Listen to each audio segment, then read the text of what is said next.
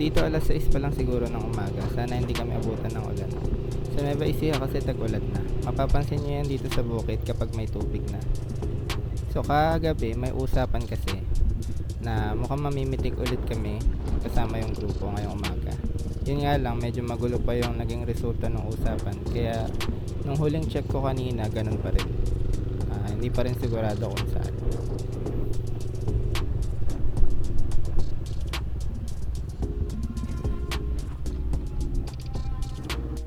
So, ito yung ibig sabihin ko kanina nung medyo magulo pa. Ang pagkakaalam ko kasi dito yung meet up namin. Ito yung kanto ng Villa Isla. Kaso, akala ata ng ibang kagrupo is magkakaiba yung lakad namin. Yung iba kasi nag-usap about Maliko kagabi. Pero kinancel din nila dahil magpipitik kami magkakasama.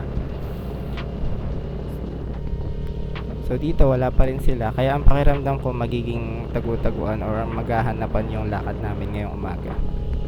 Yung mga bikers na makikita nyo dito, sila dapat yung pipitikan namin. Ito yung event na parang may pakarera ng bike dito sa bypass. Pero yung ibang kagrupo dumiretso na ata dun sa bayan ng Lupao.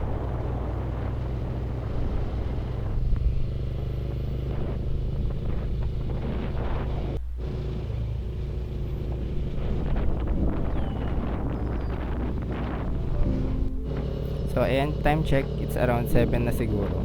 Huminto kami saglit para i-check yung GC kung may update na ba or nasa na sila. Pero syempre, nasa biyahe din siguro sila kaya wala pa ring update. Pero ang importante, alam natin yung mga kagrupo natin is hindi bigla-biglang magka-cancel at uuwi. So tuloy lang ang chill ride natin dito kahit hindi natin sila nakikita para kung sakaling nandun sila sa dulo is maabutan natin sila.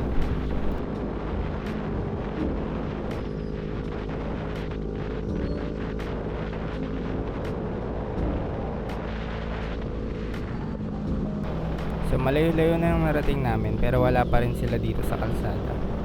Yan, singit ko lang pala, bakit nga ba napakaganda ng daan dito sa bypass ng Lupao? Tignan nyo naman yung view tsaka yung kalsada. Talagang masusulit yung biyahe nyo.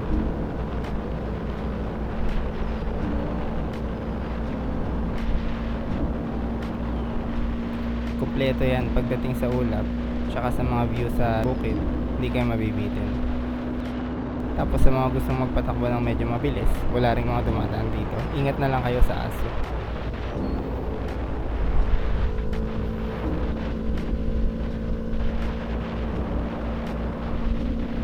So ayan, chill ride lang tayo dahil wala naman tayong hinahabol na oras.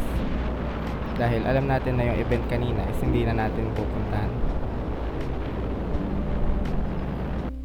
So after ilang minuto ng pagbiyahe, dito ko sila nahanap sa Parista. Mga nakapwesto na at hawak na yung mga camera nila. Nasama pa nga ako sa napitikan. So time check, mga 7 na siguro na umaga. May tatlo nang nagpapapitik dito mga bike.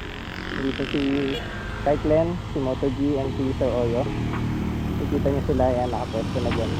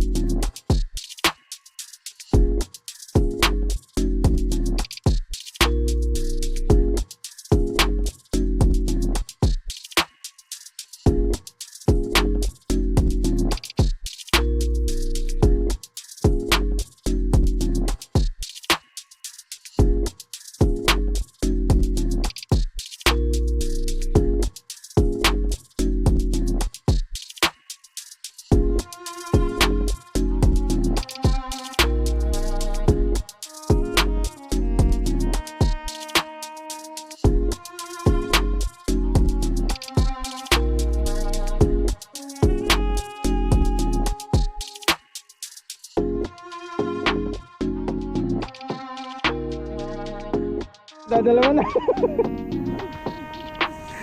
Nakapalo kami. Bati kayo, bati kayo. Hello po! Sige.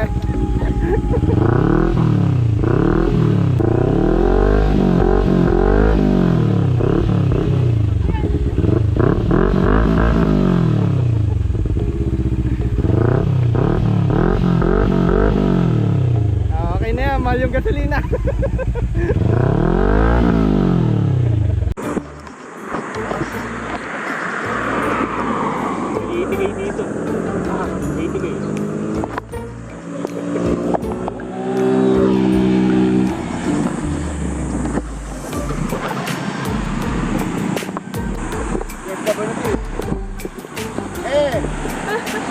Pipitikan ka na.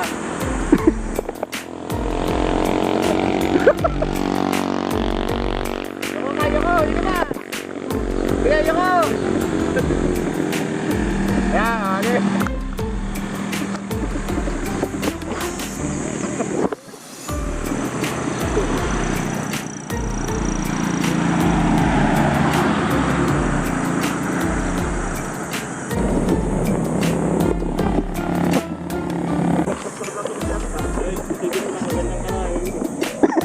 Di ba nakit ka na ganyan to, yung ganyan lang yun, ganyan. Para kami.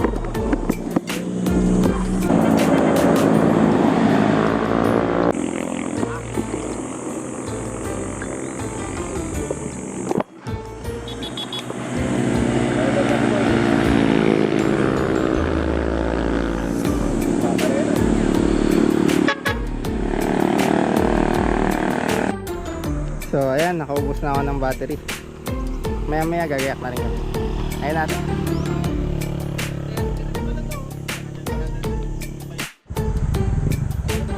Dito na po kami.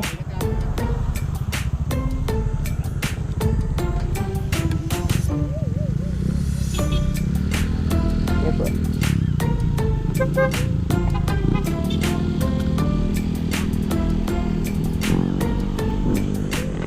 Ayun, so tapos na yung pitik session natin. And dahil magkaiba kami ng direction ng pag-uwian, dito na rin kami nag-iwalay.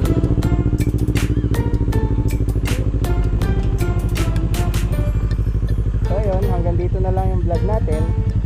Thank you sa panonood. Sa uulitin.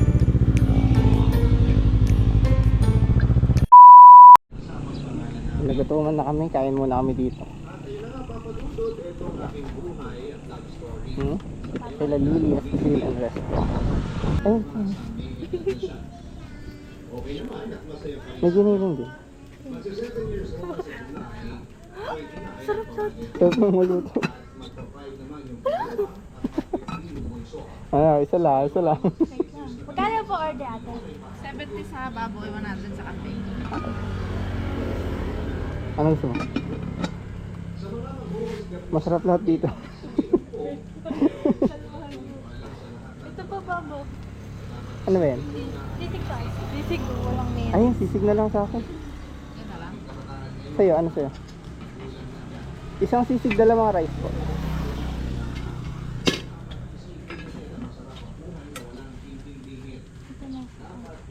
Sige. Ilang rice ka? Isa? Isa lang. Isa lang po dyan sa isang rice. Dalawa na din. Ay, dalawang rice na rin daw po. Pares lang pang gutom, nahiya ka pa. Yung mga Wait lang, yung wallet ko. Dito na tayo. Kasagad pa ba tayo doon? Nasa servisyo pa kasi. Again, thank you in advance.